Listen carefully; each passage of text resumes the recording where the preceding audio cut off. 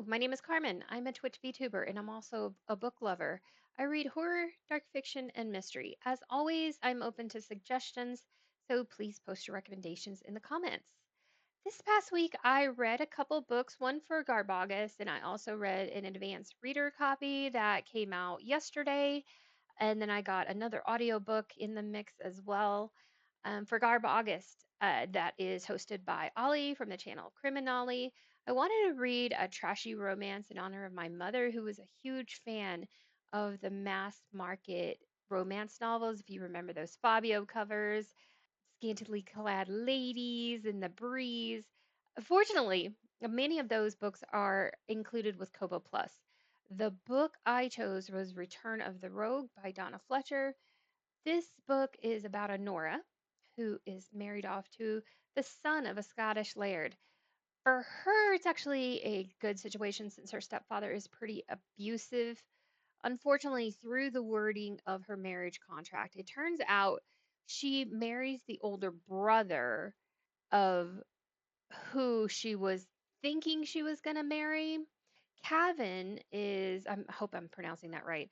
Cavan is battle scarred and he gotten taken prisoner and managed to escape.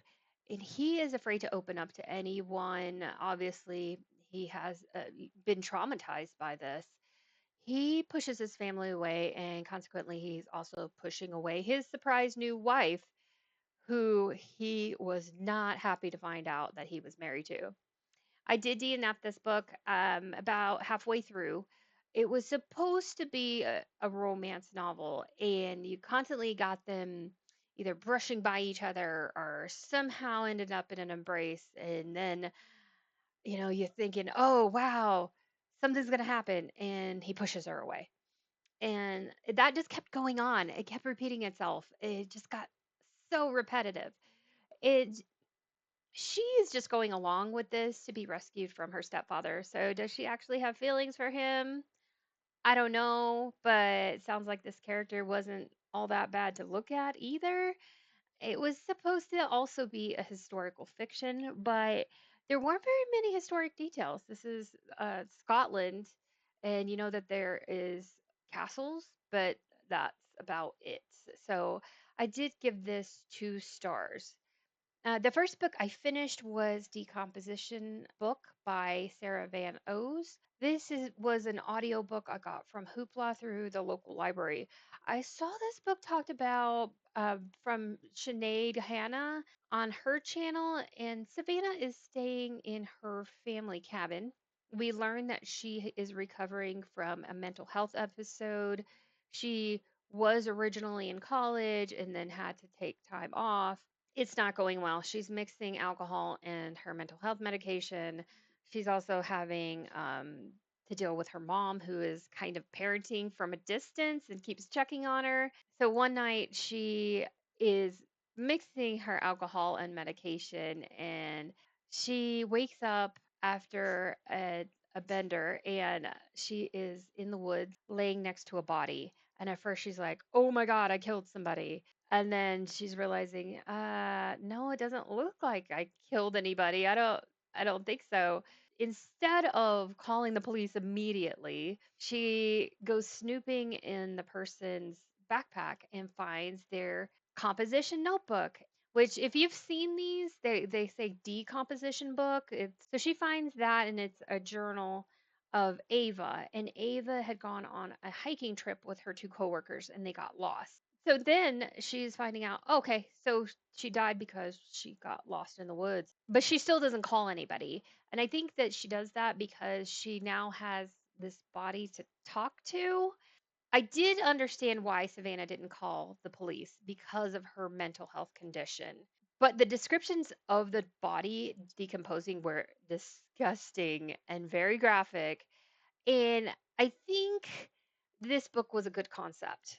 I really appreciated how much it talked about mental health issues and how that could change someone's judgment in a situation. And I was very invested in finding out how Ava ended up dead. Unfortunately, the last 30% of this book just turned into gratuitous sex. I mean, long, extended scenes of gratuitous sex. It was just so graphically described and drawn out and very unnecessary. It didn't do anything to advance the plot of this book in any way. It just didn't need to be there. Plus, I didn't think the trauma that they describe about Savannah's past was handled well.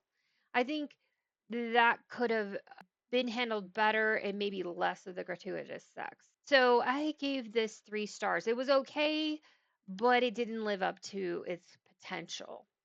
Next, I read The Secret Dinner by Raphael Montes. This is translated from Brazilian Portuguese by Zoe Perez. I was provided this book as an advanced reader copy from NetGalley and Celadon Books. I actually went looking for this book because I read Perfect Days by Raphael Montes and I loved it. So I wanted to see if NetGalley had any other books coming up by this author, and it just so happened that The Secret Dinner was available, and I requested it, and I was given access to this book. I do actually have a list of authors that I keep on my electronic notes that I occasionally search NetGalley to see if they have any books coming out, and then I'll request them. So that's how I got The Secret Dinner. So The Secret Dinner takes place in Rio, similar to Perfect Days. 4 friends grew up together and they decide to rent an apartment together. So as the years are going by, of course, rent doesn't go down. So the rent is going up. And then they're all, 4 or 5 years later, finishing up school and starting their careers. And for pretty much all of them, it's not going as well as they had hoped. They're kind of in low level jobs, and yet they have this enormous rent that they're having to deal with. Through circumstances that I'm not going to spoil for you, they end up behind on their rent and they're about to be evicted. They learn about a way to make some quick cash by hosting these dinners with exotic ingredients. So everything goes from bad to worse. This is considered a dark comedy. It has, I should give you some content warnings. This book has very revolting descriptions of gore.